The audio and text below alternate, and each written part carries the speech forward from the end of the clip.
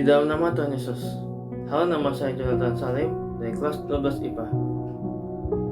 Kali ini saya mau kesaksian tentang kasih Kristus. Bagi kalian yang nggak tahu kasih Kristus apa, singkatnya, kasih Kristus adalah kasih yang berasal dari Tuhan kepada manusia, baik secara langsung ataupun tidak langsung. Kasihnya itu dapat berupa berkat, kesehatan, ataupun yang lain-lain. Bahkan kepintaran juga bisa jadi. Suatu hari di kelas saya diadakan ujian lisan secara dadakan. Padahal dari kemarin-kemarin tidak diberitahukan bahwa hari itu bakal ujian lisan. Sontak saya panik dong dan tidak tahu harus berbuat apa. Saya orangnya tidak mudah untuk menghafal suatu materi gitu. Ya udah, saya terpaksa untuk fokus kepada materi dan tidak bermain atau mengobrol kepada teman. Nah, singkatnya, saat saya dipanggil maju dan melakukan ujian lisan, akhirnya saya bisa berhasil dan lolos. Tidak ada suatu kesalahan apapun. Dari sini saya belajar kalau kita fokus, kita akan dapat apa yang kita mau.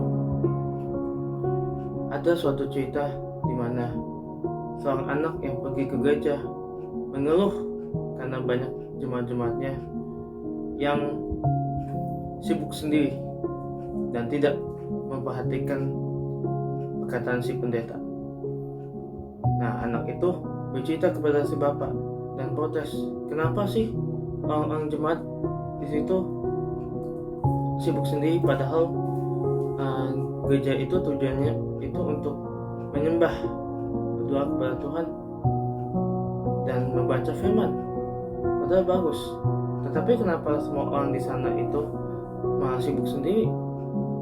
Lalu si bapak menjawab, saat pertemuan selanjutnya, bawalah segelas air penuh, lalu mengelilingi seluruh jemaat yang di sana sampai selesai ibadah. Ya udah, saat anak itu lakukan apa yang diperintahkan oleh bapaknya, si anak itu kebingungan. Apa maksud dari semua ini?